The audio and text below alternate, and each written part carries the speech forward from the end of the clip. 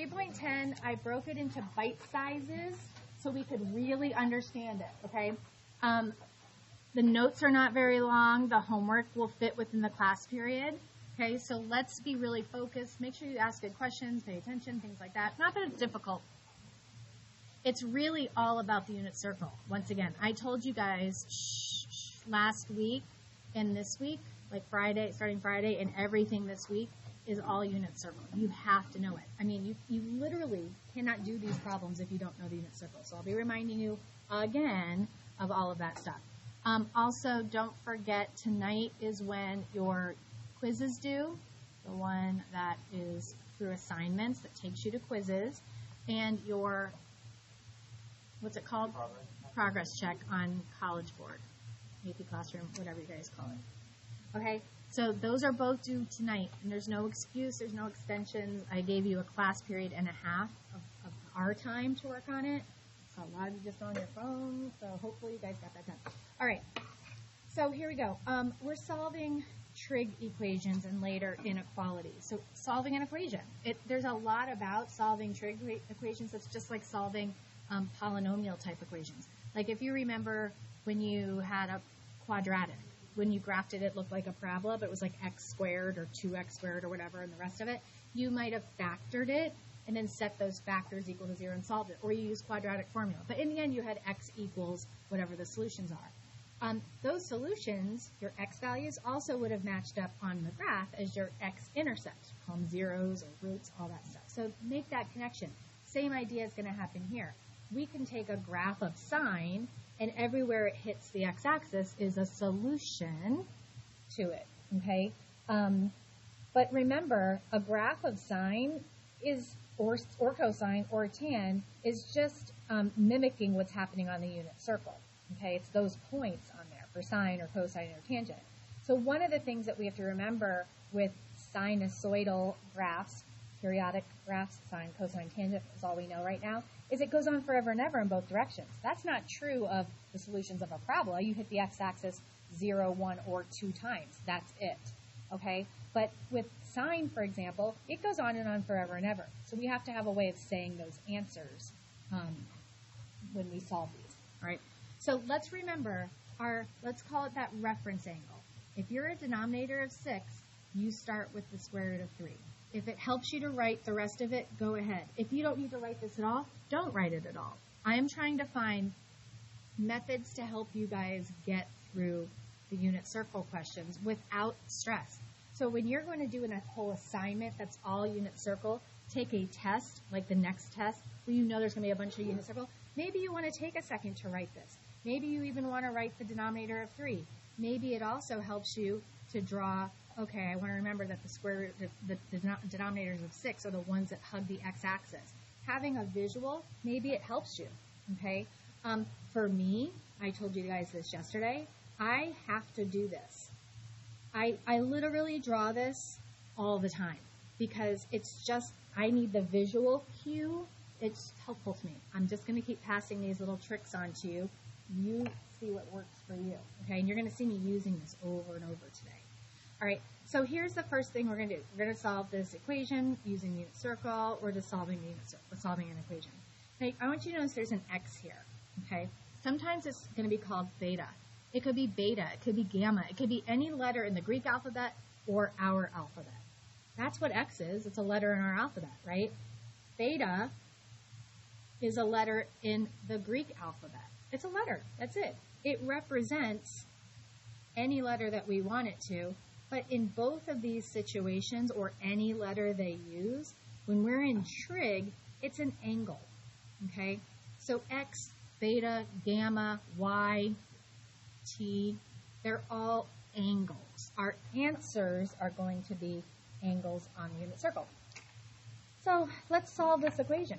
It's the same stuff you've done forever. You want to get x by itself. That's your goal. Solve for x. So we would add 1 to both sides would be our first step. Do you have to show that step? Nope. What would the next step be? Divide by 2. Remember, the number 2 right up against the word cosine, right up against an x, right up against parentheses, right up against anything is multiplication. Okay? So we would divide by 2. Okay? And now we just need to figure out what x is. Remember what I said, x is an angle. So the question is, where, at what angle, is cosine 1/2? Well, let me make sure you guys understand a couple more things about the unit circle, which most of you probably do, but I want to really make sure. So you might not be able to tell, but these are green here. Okay, so where I'm pointing, those are green. So wherever my green is, there's double of everything in there. There's 2 positive 1/2, 2 negative 1/2, 2 positives and 2 negatives of all of those, okay?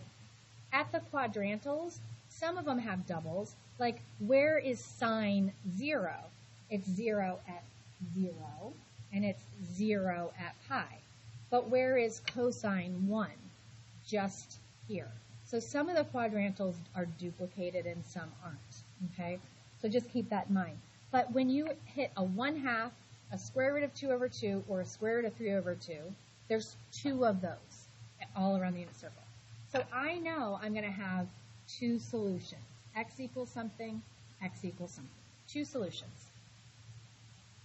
And I know that cosine is 1/2. Not here, right? Not at 6. Remember, cosine comes first, then sine comes second. That's going to be my denominators of what? 3. If it's not 6, it's 3, guys. Right? If it's not 6, it's 3 when you're getting a 1/2 or a square root of 3 over 2. That's why I write this. That way I know it. I can look at it real quick. Or you see it in your head. But whatever you do, you have to know it.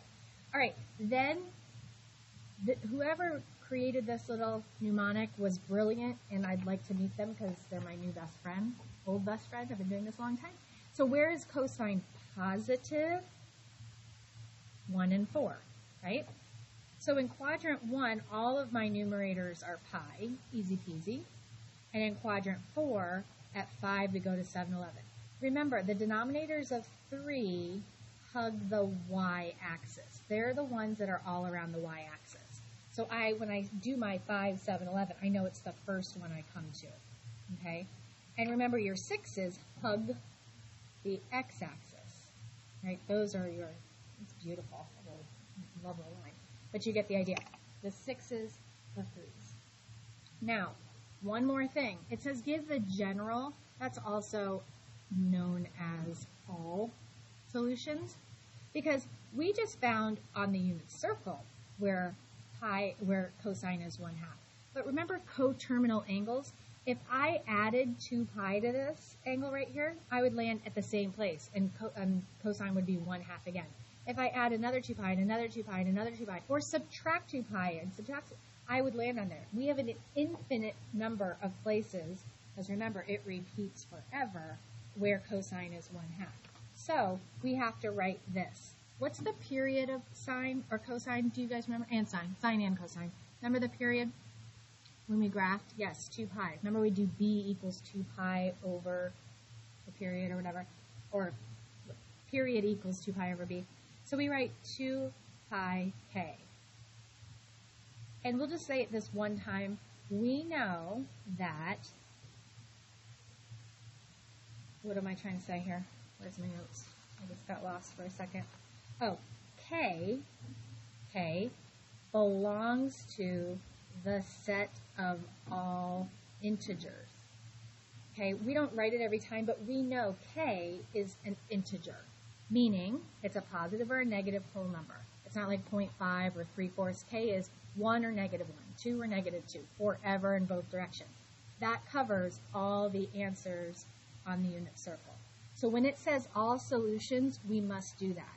The alternative is it will give us a set area on the unit circle. It could say from 0 to pi. Then you would only name one of them. It could say from pi to 2 pi. You would only name the one in the bottom half.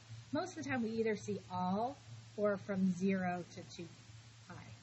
Including 0, not including 2 pi. Because believe it or not, 2 pi is not on the unit circle.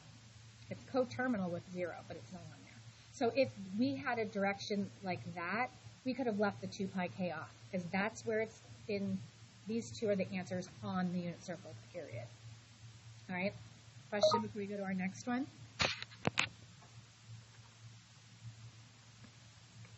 getting these emails about retirement. I think they're trying to tell me something. Time to retire. No. I like my job. Yeah. I'm really not old enough to retire. I know, I'm recording, so I don't want to talk about my gambling, but yeah. No, I've been teaching 28 years, but I'm only 50 years old, so like you can't retire at 50. Like, Did you say only 50? He said only 50. Yeah, I know that seems old to you guys, but whatever. Okay, so here we've already got sine and x by itself, so now we're just solving for x. I'm going to have two solutions here with a denominator of what? Quick.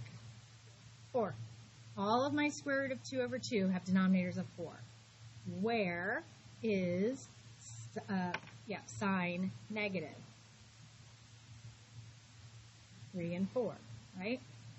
So quadrant 3, and how did I know that sine is negative? That's what made me make that decision. Okay, sine is negative here and here. Quadrant 3, I add 1 to my denominator. And in quadrant 4, at 5, I go to 7, 11. And we have our 2 pi k, because it says all solutions in the directions. Good.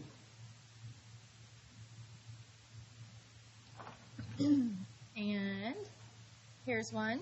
Guys, think of your algebra skills. You're all good at solving equations, okay? Like if you have x's on two different sides, you have to get them together. If you have an x on one side and a y on one side, you can't get them together. There's no way to combine an x and a y. But cosine and cosine you can put together. But if one was cosine, one was sine, you wouldn't be able to subtract them or whatever. So I'm going to get like terms on the same side. Notice I have 2 cosine terms, and I have 2 constant terms. Constants are numbers without letters. Okay, so just show the work or not. I don't care about that.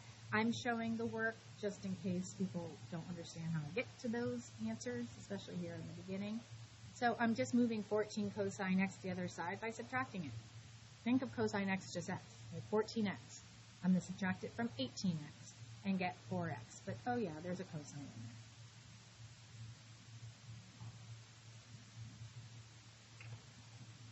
there. Get my constants together.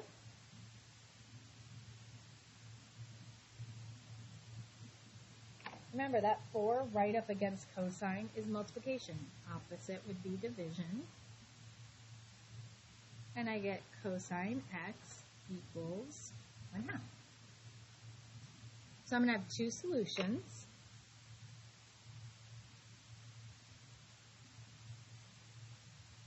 Use that reference angle. Is my denominator 6 or 3? 3. And then cosine is positive. Cosine is positive here and here. So quadrant 1, that's easy. And there's that 3 again. At 5, we go to 7, 11. We're going to do the 5. Both of those get the 2 pi k because the period of cosine and sine is 2 pi k. Now that's going to change when we do a tan problem in the homework. I wish there was one in the notes, and I could have created one, but I'll just do one in the homework. No, this is different. So when we get to the homework, I'll remind you guys about how tan is slightly different. So when we get to the homework, stay with me. I'm going to do a few with you. All right, so this last example, example 4, says to use a calculator and to round to do 2 decimal places. And we're going to use 0 to 2 pi for our answer set, okay? Now here, this is where you need to listen, okay? Our calculators are amazing, right? She's your best friend. She helps you with a ton of stuff. And we can use our calculator to do trig too. But here's the problem. When you use your calculator, how does it know what quadrant you want? All right? The calculator only gives us quadrant 1. That's it. It can only give us quadrant 1. So if we need quadrant 1, like we did in that last example, great. The calculator gave us that answer. But you're going to have to do something to figure out quadrant 4. Same with this one. If you put this one in your calculator, you get quadrant 1, but that's not going to be one of your solutions. You're going to have to do something to get quadrant 3 and 4. Here is that something. So pay attention, because I'm going to switch, even though we're in radians. All of this is in radians. It's easier for me to explain this to you with degrees. So just switch to degrees for a moment in your brain. And let's use an angle that we're all familiar with, like 30 degrees, okay? So in quadrant 1, 30 degrees, okay? Which is pi over 6 in radians. Now, there is a friend in this quadrant, in this quadrant, in this quadrant. They all have that same denominator of 6, right? But again, we're staying with degrees. So this 30 degrees was created because it's a 30-degree angle with the x-axis. Well, guess what? So is this one. This is 30 degrees, this is 30 degrees, and this is 30 degrees. All of them are 30 degrees with the x-axis. Look at what the numbers are. So this is 180 right here. This is 150. That's a difference of 30. This one is 210, right? That's a difference of 30. This one is 330, which is a difference of 330 with a 360, okay? These all are 30 degrees. So here's what you have to know to do when you have to use your calculator. So if you want quadrant 1, yay. Whatever your calculator gave you is quadrant 1. Now think back to the example I just used. If I knew my answer for quadrant 1 was 30 degrees, how would I find quadrant 2? I would do 180 minus whatever I got in my calculator. That would give me my 150. Again, calculator gave me 30. How do I get this one? I would do 180 or pi minus whatever I got in the calculator. So think about it. That's the whole thing, right, up to here, up to pi, and then subtract it out will give me that whatever angle I need in here. Okay? Back to my degrees. If I want quadrant 3, I'm going to go pi, or 180, plus whatever I got in my calculator. So there's where we get confused, is between these two quadrants. But if you understand the concept, it's not something you memorize. Okay? You want pi less than what you got in the calculator, pi plus what you got in the calculator. Any idea what this one would be? 2 pi, right, because it's the whole thing minus what you got in your calculator. You can't go above 2 pi, right?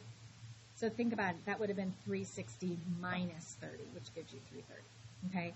This is really important in the calculator one. So let's see what we're doing here. So guys, remember, so listen. This is the easiest thing to put in your calculator in the world. You've been doing it already yesterday and Friday.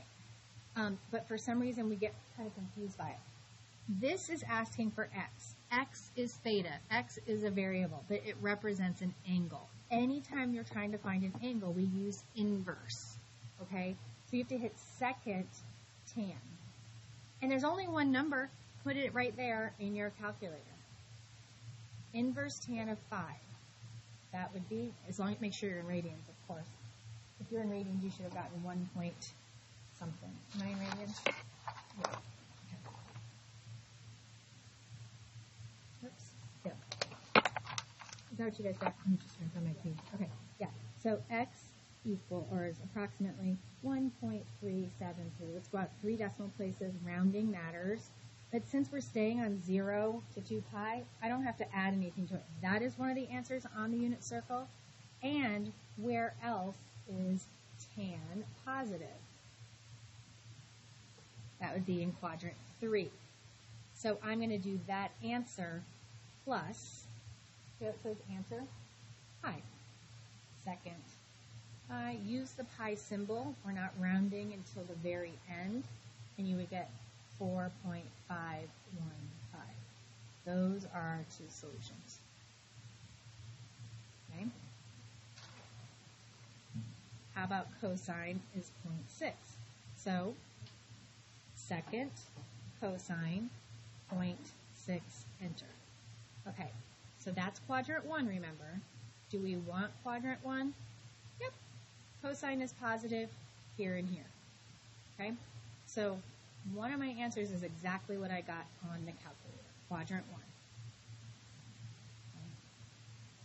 1. And I need quadrant 4. So that's the whole circle minus that. So 2 pi minus, and I'm going to use my answer button, second ANS, which is above my negative. What it does is it scoops up that last answer, which doesn't end at 8, by the way.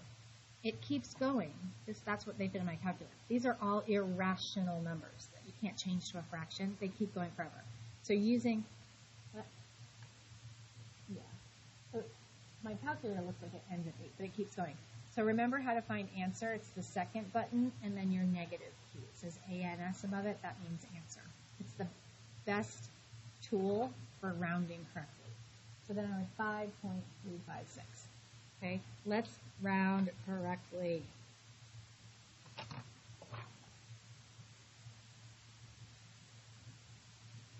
Okay, so you have to know this. It should make sense though. Think about it. Don't memorize it. All right, your homework. Omit number 10.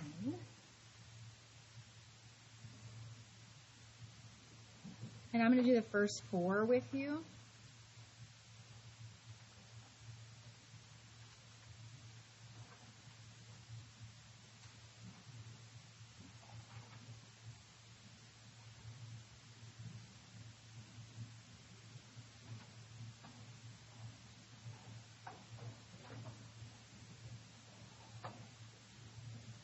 All right, definitely have to do number 3 with me, but we'll get there. All right, we're all good? Everybody have it?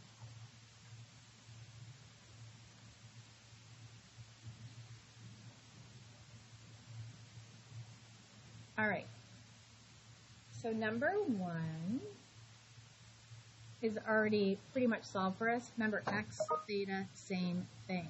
X, theta, same thing. All right, I'm going to have 2 solutions. The directions say all, by the way, so I have to remember my 2 pi k thing. All right, so I'm just getting ready here. Sign is negative, right? Negative. So I'm going to be in quadrants 3 and 4. Is this my denominator of 6 or my denominator of 3 angle?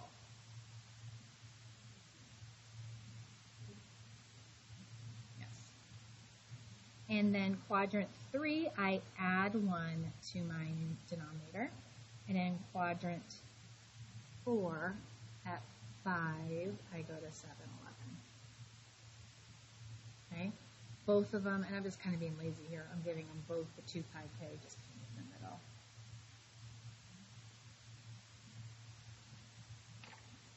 Okay? All right, I'm going to kind of cut some corners here. I'm going to add square root of 3 first.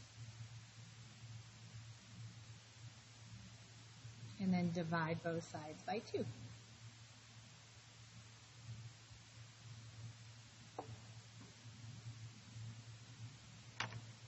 So, I'm going to get 2 solutions here.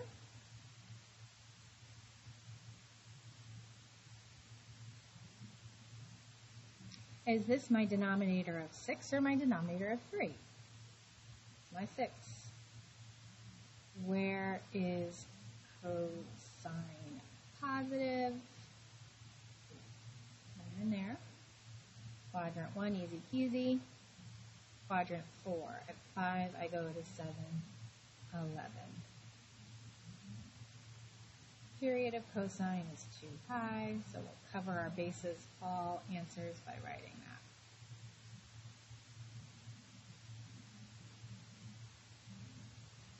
that. Okay, number 3.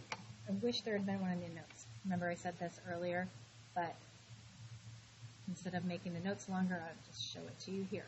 So what's different about tan is simply its period, okay? So I'm going to approach this problem in the beginning like I would with any of the others. Okay, I'm going to have 2 solutions. Where on the unit circle is tan 1? Don't worry about sign. Tan is 1 with what denominator? 4. All my denominators are 4. Right? Square root of 2 over 2 over square root of 2 over 2. When you have the same numerator and denominator, they cancel out and become 1. Okay. Where is tan negative? That would be 2 and 4. Right? So in quadrant 2, I subtract 1 from my denominator. And in quadrant 4, 5, I go to 7, 11. Now, this is the part you need to pay attention to. The period of tan is pi. So you can't write 2 pi there. It has to be pi. And understand what this is saying. No matter how many revolutions, k's, I go, I'm going to land on one of my solutions. So right now, k is 0, and it's this answer. What happens when I put k is 1 here? So 1 times pi is just pi. So how far away is pi from 3 pi over 4? Well, if 2 pi is the whole unit circle, pi is half of the unit circle. So if I'm at 3 pi over 4 and I go half a unit circle away, guess where I land? 7 pi over 4. So this answer is pretty redundant. It's already covered in here. That's what happens with tan. Because it only goes half of the unit circle to do 1 period. Versus 2 sine and cosine goes a whole revolution. So it skips over that second answer. So tan, when it says all, is only going to have 1 solution. The first one is what we use typically. Okay. Now, in the past, I would tell students, if you include the second one, as long as you're still saying pi, it's not wrong, right? It's still an answer, but it's unnecessary, and I wouldn't mark points off, but we don't know what College Board wants right now. So let's try to get in the habit with tan to only put the 1 solution when it says all, okay? If it says on the unit circle, you need both of them, because you're not putting that on there, okay? So that's a little confusing. Let me just do one more, get you going here.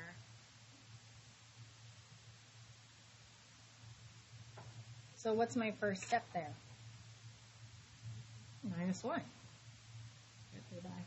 So that's negative sine theta equals a half minus 1. If you have a positive half minus 1, it's negative 1/2. 2 halves make a whole. And when you have negatives on both sides, they cancel out. You can divide by -1 if you want to, or multiply by -1, but they end up canceling. So you just have sine of theta equals 1/2. Positive.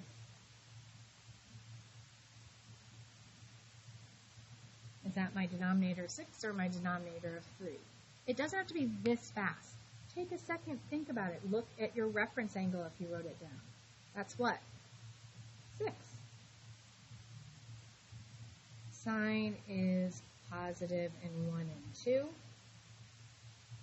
So there's 1. Quadrant 2, we subtract 1 from our denominator. And the period is 2.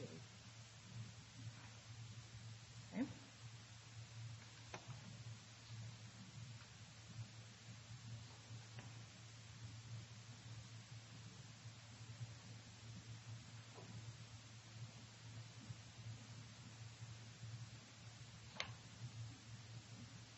I feel like you're being forced to really learn the unit circle now. So you struggled with it before. I bet it's starting to click. I hope. Okay. I'm going to move it up. See?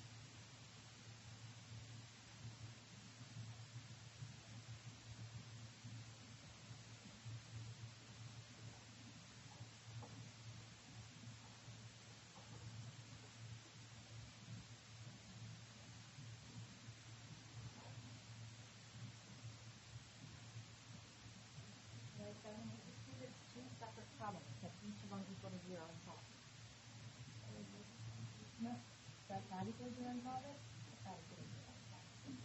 They're already factored for you. Tomorrow we'll factor our own. We will have trig equations in quadratic form, where we have to remember how to factor, and then we'll end up with two parentheses like that.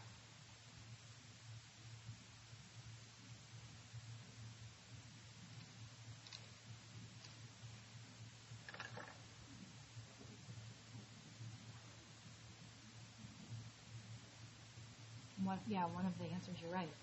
Yeah. Annoying. Nobody picked up on it or told me about it. No one said anything about that today.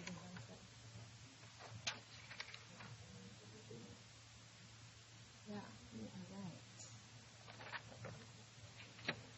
You're right a lot lately. Yeah, I feel like trig is your thing.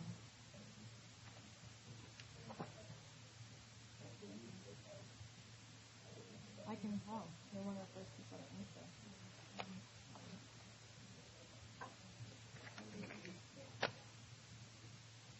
That's true. I mean, I'm saying, you're right. There's a lot of people that know it. And I'm really bad about calling on people. I hate putting people on the spot. So I don't really call on people very much.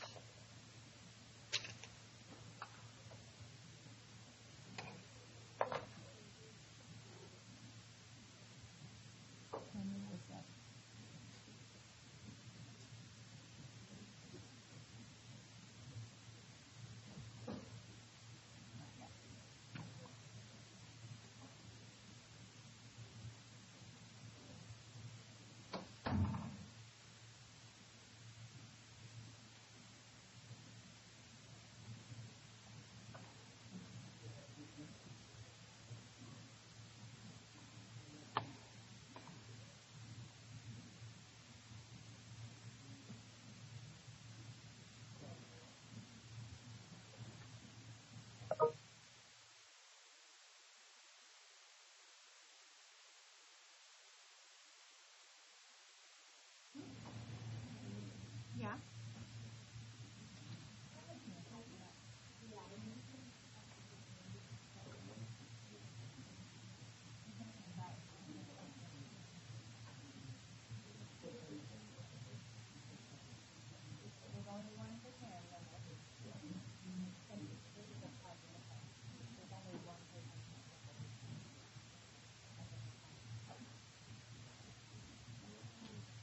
Some of the quadrantals only have one solution.